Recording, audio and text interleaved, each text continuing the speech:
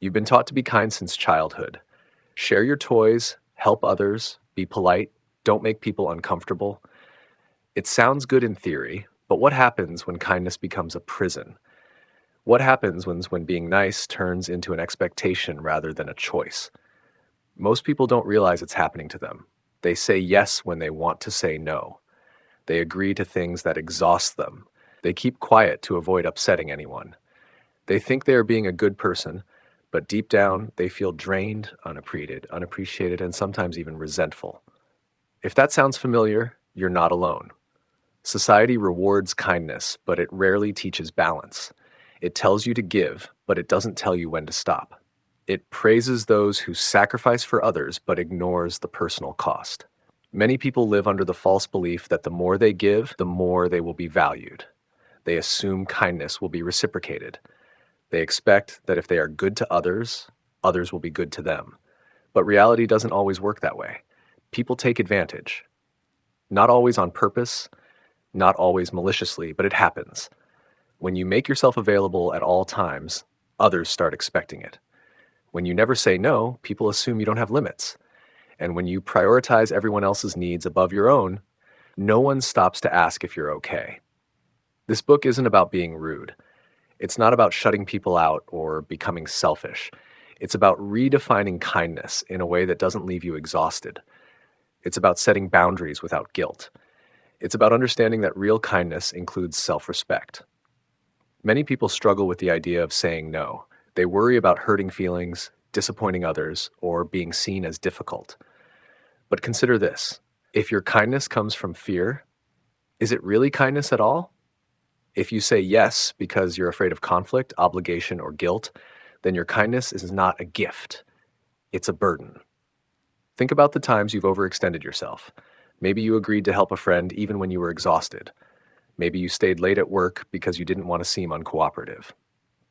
Maybe you listened to someone complain for hours without ever getting a chance to talk about your own struggles. These moments add up. Little by little, they drain your energy. You tell yourself it's fine, that you can handle it. But over time, you start feeling used, unseen, and unimportant. Kindness is valuable, but only when it's given freely, not out of obligation or fear. If you give endlessly without limits, it's not kindness, it's self-neglect.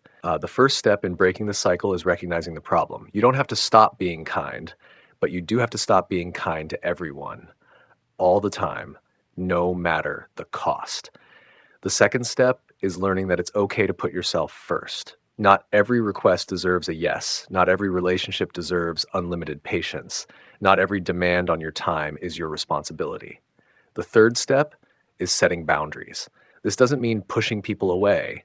It means deciding where your energy goes, choosing who gets your kindness, and protecting yourself from those who take but never give. Many people believe boundaries push others away. In reality, they do the opposite. When you set limits, you teach others how to treat you. You show them that your time, energy, and emotions matter.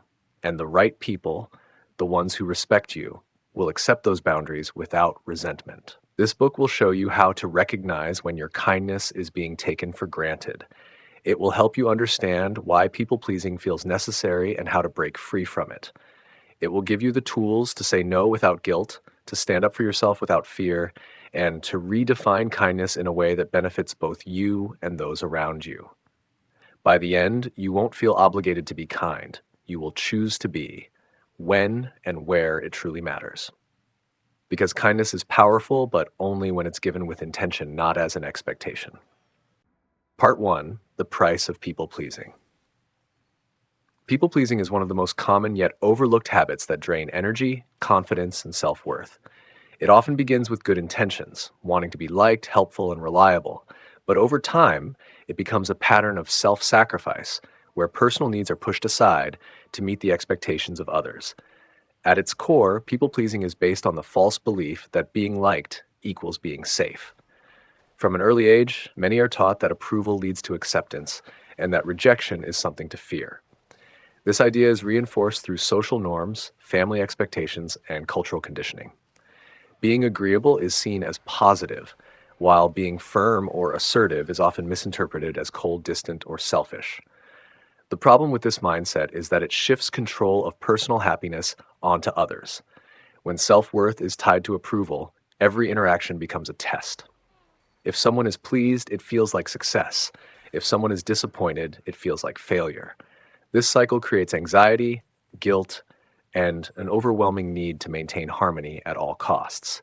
There is also the assumption that being endlessly kind and accommodating will lead to being valued in return. But in reality, the more someone gives without boundaries, the more others take without noticing. It's not because people are inherently bad, but because human nature adapts to what is available. If someone is always saying yes, others will assume they have no limits. If someone never voices discomfort, others will assume they are fine. People pleasing does not build stronger relationships, it weakens them. Genuine connection is based on honesty, mutual understanding, and respect. When one person constantly suppresses their needs to accommodate another, the relationship becomes one-sided. The giver starts to feel resentful, and the receiver, unaware of the internal struggle, continues taking what is freely given. Another hidden cost of people-pleasing is emotional exhaustion. Constantly monitoring reactions, avoiding conflict, and maintaining a pleasant persona requires energy. Over time, this effort becomes draining, leading to burnout, frustration, and even a loss of identity. The more someone molds themselves to fit the expectations of others, the less they recognize their own desires, opinions, and priorities. Fear plays a major role in maintaining this pattern. Fear of rejection, fear of conflict, fear of being seen as difficult. These fears keep people stuck in cycles of overgiving, even when it comes at their own expense. The irony is that people-pleasing does not prevent conflict, it often creates it. When someone suppresses their thoughts and feelings for too long, the pressure builds. Eventually, it comes out in passive-aggressive behavior, resentment, or emotional withdrawal. Instead of maintaining harmony, people-pleasing damages relationships in ways that are difficult to repair. Breaking free from this habit starts with recognizing its impact. It requires shifting the belief that kindness means always saying yes. It means understanding that setting boundaries is not an act of selfishness, but of self-respect. Saying no does not make someone unkind, it makes them honest. And honesty is the foundation of any real connection. Boundaries do not push people away, they clarify expectations. When someone sets a limit, they are not rejecting the person, they are rejecting the imbalance. And the people who truly value the relationship will respect that. Choosing to stop people-pleasing does not mean becoming indifferent to others. It means deciding when, where, and to whom kindness is given. Not every request deserves a yes. Not every expectation needs to be met. And not every person has a right to unlimited access to someone's time, energy, or emotions. The key is learning to value oneself as much as others. This is not about abandoning kindness, but about making it intentional. True kindness is not about fear, obligation, or exhaustion. It is about choice. And when kindness is given freely rather than forced, it becomes far more meaningful. Part 2, the illusion of universal acceptance. No matter how kind, generous, or accommodating you are, not everyone will like you. This is an uncomfortable truth that many struggle to accept. The need to be liked is deeply ingrained, but the reality is that universal acceptance is impossible. People have different opinions, backgrounds, and preferences. No single personality or behavior can appeal to everyone. The pursuit of universal acceptance leads to self-betrayal. In an attempt to fit in, people often adjust their words, opinions, and actions to match what they believe others expect. This creates a disconnect between their authentic self and the version of themselves they present to the world. Over time, this gap becomes exhausting. Constantly shaping oneself to avoid criticism or rejection is not sustainable.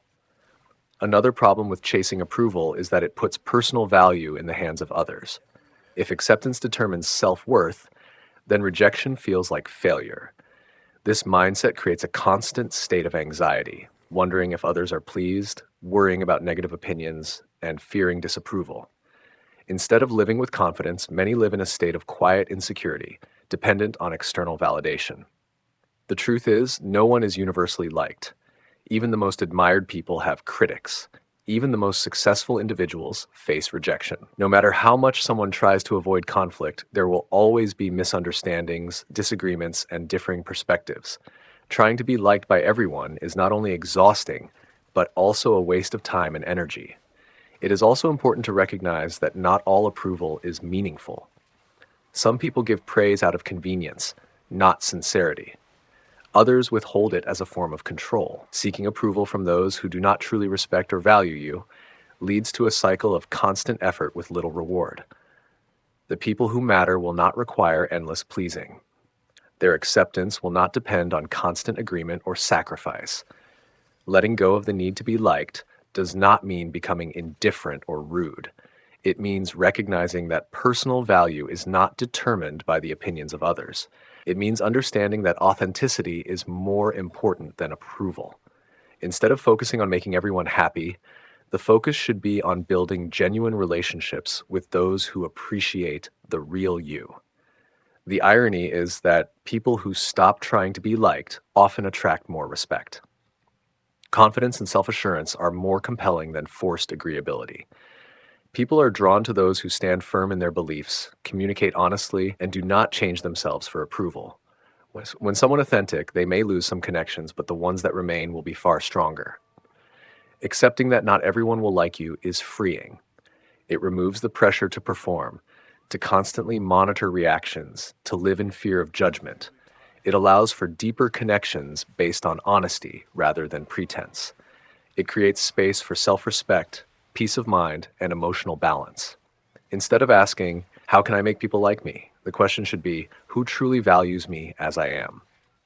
The goal is not universal acceptance, it is meaningful connection.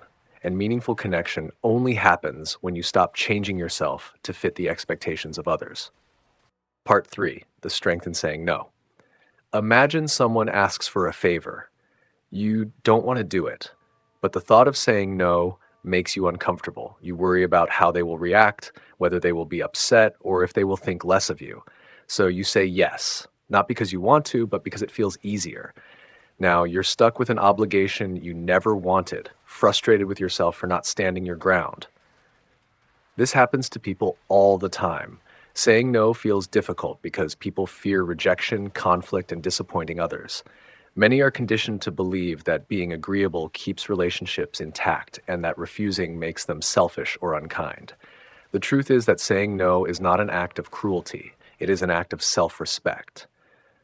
Every yes comes with a cost. Time, energy, and attention are limited resources. Giving them away freely to avoid discomfort leaves little left for personal needs and priorities. There is also the false belief that saying yes will strengthen relationships. In reality, the opposite often happens. When someone constantly agrees to things they don't want, resentment builds. They feel trapped, taken for granted, and emotionally exhausted. Instead of bringing people closer, this silent frustration creates distance. Some worry that saying no will drive people away. The truth is that only those who benefit from your lack of boundaries will be upset. Genuine relationships can withstand a refusal.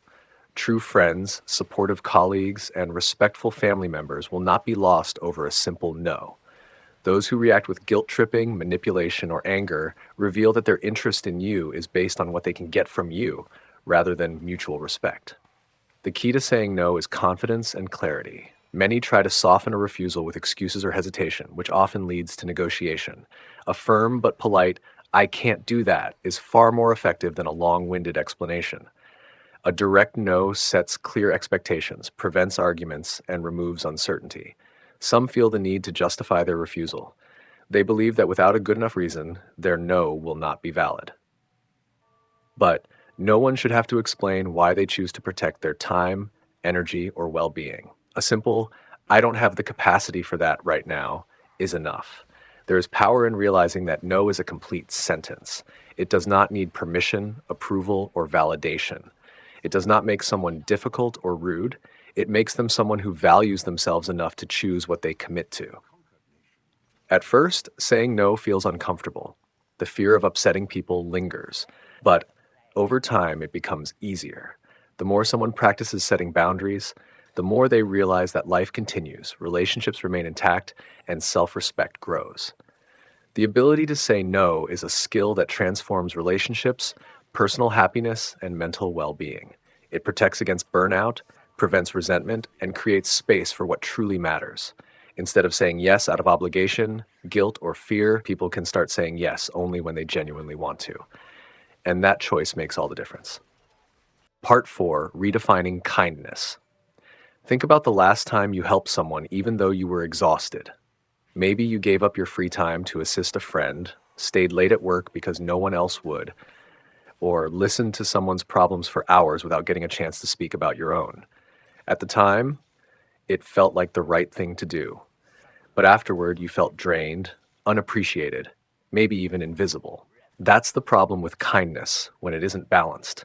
It becomes one-sided, leaving you empty instead of fulfilled. Kindness is one of the most valued qualities a person can have. But somewhere along the way, many people begin to see kindness as something they owe rather than something they choose. They believe being a good person means always being available, always saying yes, always putting others first. They measure their worth by how much they give, not realizing that kindness without limits is not kindness at all. It's self-neglect. Genuine kindness is not about constantly sacrificing for others. It is about choosing when and where to give in a way that benefits both the giver and the receiver.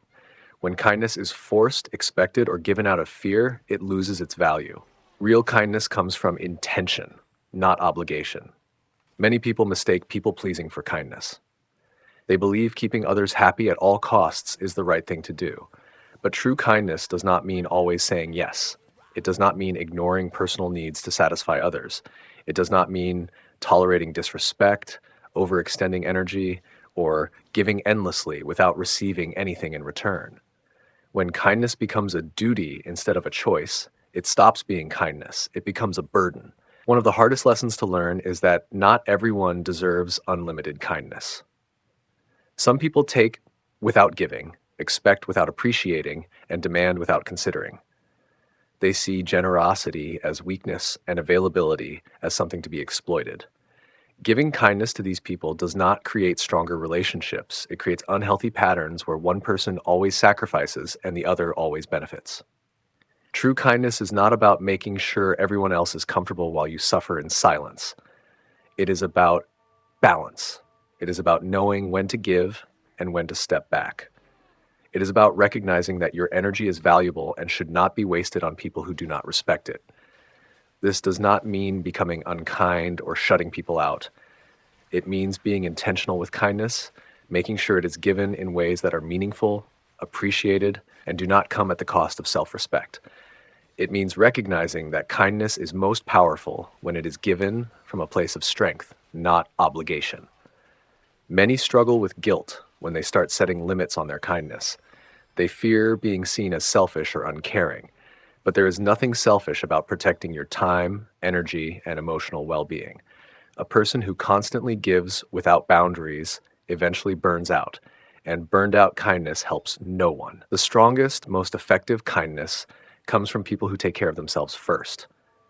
When you are well-rested, emotionally balanced, and in control of your own life, the kindness you give is genuine, not forced. You are able to help others without resentment, offer support without exhaustion, and be present for the people who truly matter. Kindness should never feel like a duty.